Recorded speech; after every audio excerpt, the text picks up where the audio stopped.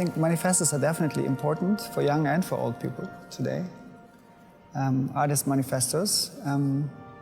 I kind of rediscovered them through the reading in the preparation of for this project and found them mind-blowing, but not only because they are about art, but also because they have this incredible energy, this enthusiasm, and this wish to change the whole world along with the art, and that's very fascinating.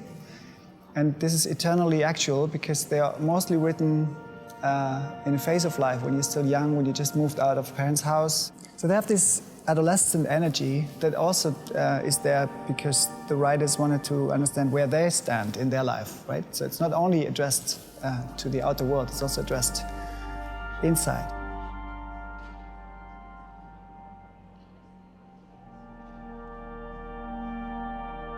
I would say I fell in love literally each author of those manifestos while working on the text and with the text.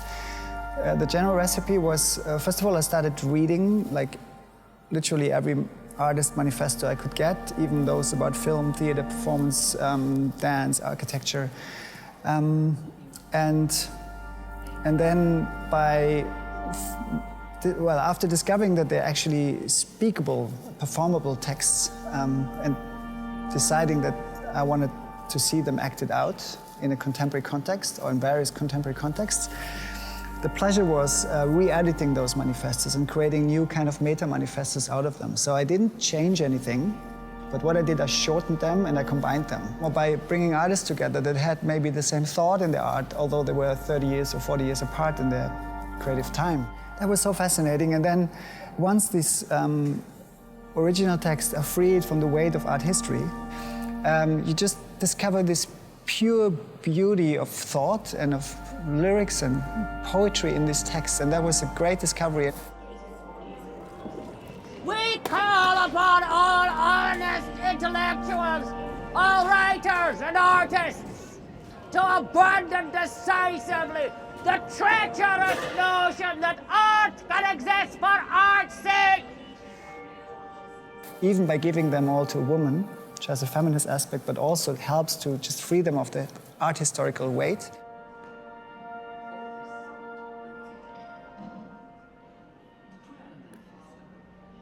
I love the idea that all those manifestos that were, bursting with testosterone, as I said, performed by a woman.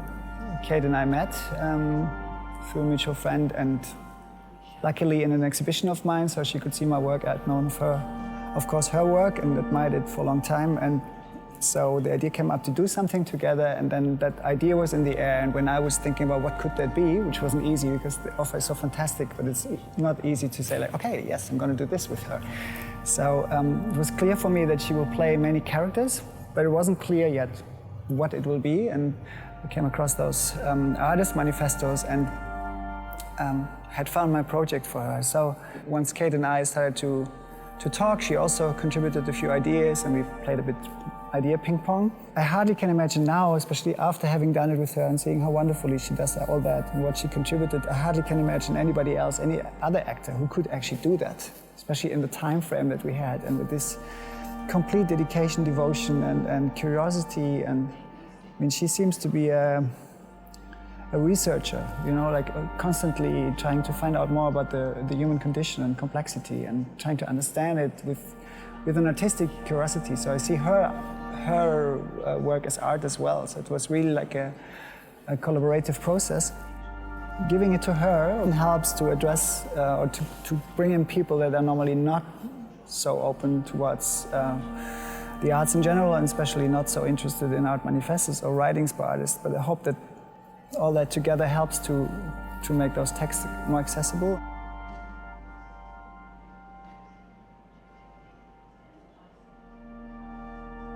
We artists should stand up and with our art and make noise and become part of the political discussion, even outside the context of education and culture, and which is difficult, outside the white cube prism.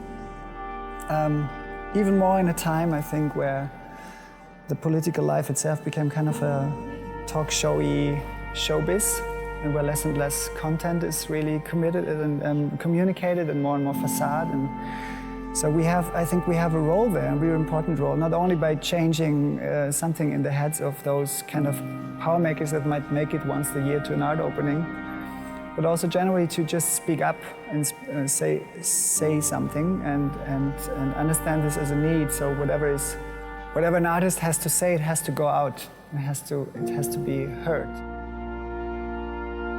Artists seem to have senses for not only for their time, but also for what's coming up. And we should probably listen more to artists.